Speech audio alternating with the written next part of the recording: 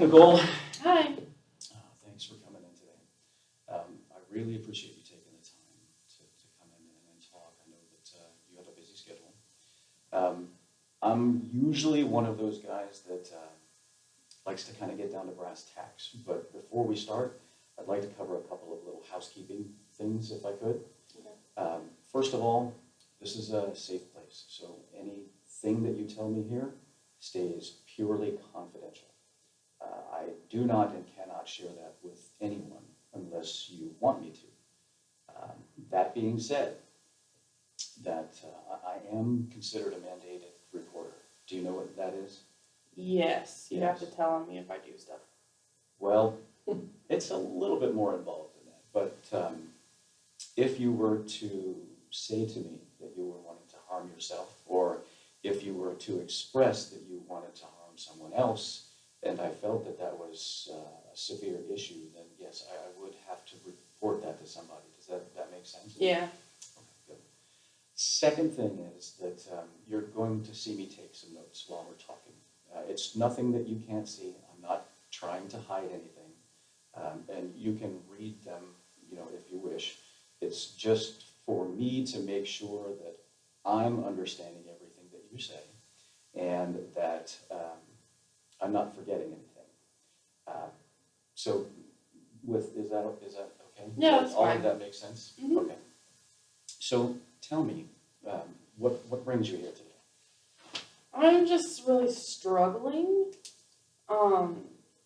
I've been going back to school and I work, and for school I have to intern, and so I'm really tired all the time. I'm just exhausted all the time. And I haven't been getting very much sleep. And I don't know, I feel like I should be doing something differently because sleep is really important, but I just literally don't feel like I have enough hours in the day. And so I feel like maybe there's something I can do different, and I thought maybe coming here would kind of help me like figure out what I should be doing or how I could do something differently. So let's talk a little bit more about the sleep. You said you don't feel like you're getting enough sleep. No. What does that look like? Um, explain that a little bit more to me. Okay. What's causing you not to have enough sleep? Well, all right, so before school started, I used to get, 8, 9, maybe 10 if I was lucky, like hours of sleep a night. Like I was doing really good with sleep. Like I need sleep to function. I have a lot of energy, so I need a lot of sleep. But ever since school started, I mean, I'm not kidding. Like I get between 4 and 6 hours, like 6 at the most. Like from the time that I'm in bed to the time I have to wake up is 6 hours. So if I'm not able to just pass out right away that night, like I may only get 4 or 5 hours of sleep, and that's every single day. And so part of me thinks that maybe because I'm going from a lot of sleep to a little sleep Yeah. is kind of taking a toll on me. But at the same time, like other people do that. Like my mom does that. She goes to bed at 11 or 12. She gets up every morning like 4 o'clock, and I mean she runs all day. So, and I mean I have a lot of friends who do that too. So you think that maybe it's odd that you feel like you're not getting enough Yeah. sleep because everyone that you know or everyone that you talked about, they kind of do that, and you're wondering why you can't. Yeah. And I mean, I can, like, I'm doing it, but I'm really feeling it. Like, I'm feeling tired and exhausted. And then it makes me feel emotionally exhausted and mentally exhausted. And then when I do come home, like, any spare time I do have that I could be working on homework or I could be, doing self-care and going to the pool or taking my dogs on a walk, Mm-hmm. I just don't want to. Like, I just want to lay in bed and play games on my phone and just relax a little bit. Relax and take a little bit of time for yourself. Yeah, Right? so in a sense, I guess that's what I've been doing for self-care, but that's not really a good form of it because I'm just laying around. And I mean, I've been doing really well working, getting all my homework done and working on projects and stuff like that, but I'm just not getting enough sleep. So you've had recently with starting school and everything. That's a pretty good change in life. Yeah. School takes quite a bit of time. You're working, and you said that you're interning as well. Mm-hmm. So that takes up a certain amount of time. So your patterns have changed, and it's perfectly normal to feel like you're not getting enough sleep. Did you see what I'm saying? Yeah, and I know that. I know it's normal, but at the same time, I guess I'm just not happy with it. And I'm just worried that because I'm starting to really feel it, like I'm nervous that other things are going to start sliding because I'm feeling it so hard. Has that happened yet, or have you been able to maintain? I've been able to maintain everything with school. Like I'm getting all my homework done, I do well, that sort of thing. But I have gotten sick lately, like a few times. And so it's caused me to kind of oversleep sometimes when I plan to get up and start working on a project. It'll take me literally all day instead of half a day because I have to sleep to kind of recover from being sick. And I think the sickness is just from exhaustion. A few seconds ago, you said you believe that the not getting enough sleep is you're emotionally exhausted. Tell me more about what emotionally exhausted is like for you. I mean, elaborate on that a little bit. How is that affecting you? Well, let me think of an example. Like with my boyfriend. So my boyfriend and I have been together for almost a year now. And in fact, next month will be 1 year. Congratulations. Thank you. But so before going into school, like we talked about how difficult it's going to be because we used to see each other every day. Like he lives an hour away, and so we used to see each other at some point, every day. We'd make time for each other. And now I only get to see him like once a week, if that. And so I feel emotionally drained with that because I feel like I have to put so much more work into, talking to him and seeing how he's doing and letting him know what's going on with me because I don't get to see him anymore. And so part of me is like, okay, we talked about this, we knew it was going to happen, we were prepared, but at the same time, like, it really sucks because he doesn't feel it as much as I do. And then I get mad, and I know it's not fair, but, like, he gets to go out and do stuff all the time, and he gets to go, like, to all these different restaurants and go see movies and go do things and events at church. Yeah, and I don't get to do it, which is fine, but then he'll, like, text me or send me videos or Snapchat me, and, oh, look what I'm eating, look what I'm doing, look where I'm at, oh, this movie was so great, and I'm like, so how does that... We were supposed to do that together. Like, we were supposed to see those movies together, and I can't do that stuff. So I'm happy for him. What does that make you feel? How does that... It makes me feel conflicted because I feel happy for him, but then I feel, like, sad for myself. But then once I'm not sad about it anymore, like, oh, poor me, then I'm like, I just get kind of mad. Like, what? Like, why? I feel like you're rubbing it in my face. I know he's not. Right. But I kind of jump to that, like, don't tell me all that. But then I'm like, well, I need to give him credit because at least he's communicating and, like, keeping me part of what he's doing. So I kind of feel like, well, I'm there too. So that's a good way to look at it. But yeah, so I just feel conflicted. I still get, like, upset, and then I try to, like, convince myself not to be. But I just feel emotionally drained, Of course. So earlier, just a few minutes ago, you said that he doesn't feel the same way about what's going on as you do. But do you think what may have happened that allows him to feel that way and not you? Because he still gets to go do stuff. He gets to have a normal life still. I'm just not around as much.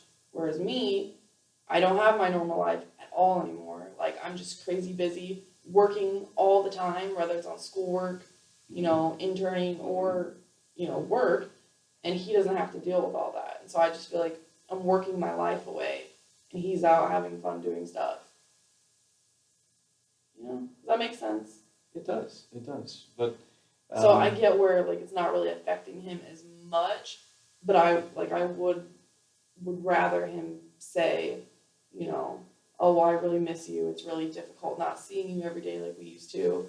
And then so you'd like he's him just okay to be more empathetic or sympathetic. I just want him to miss me more. Okay, there you go. I guess. And besides him saying, hey, I miss you, I love you, what would that look like? How would that make things better if that changed? I guess I would feel like he's as invested as I am. In a way. Yeah. That makes perfect sense. And how could he, how could he do that specifically? Say it. Say it. He would just Verbalize literally it. say, I miss you. This is difficult. I'm glad you're doing what you're doing. I'm proud of you, but I really miss you. It's difficult not seeing you as much as we did. And he has started to say that in the last week. But the last few months, he didn't. Like, the last few months, I would say, you know, this is really hard. Like, I miss seeing you. I wish I could see you more often. It would probably make things easier emotionally. That way, the physical aspect, like, of doing all the work would be easier then, too. And when we talked about it, he's always said, like, yeah, it's difficult, but, I mean, it hasn't been that bad. I'm like, oh, well, that's great. I'm glad it hasn't been that bad for you. But, Right. So him missing you more and showing you that, how would that change other things in your life? Have you thought about that? Can you elaborate on that a little I bit? feel like I'd be happier. Not that I'm unhappy now, but I'm frustrated. And I feel like that aspect with him is always in the back of my mind. Like, I'm working crazy hard. He's out having fun, and he's not really missing me. But, like, I miss him all the time. Mm-hmm. So I feel like if he was to miss me as much as I miss him, and be more, I guess, like, verbally supportive about that, then I feel like I wouldn't have that stress in the back of my mind, and I'd be able to like focus more, and maybe I wouldn't overthink it as much and feel like as tired. I don't know. Probably not, but in my head, like that makes sense.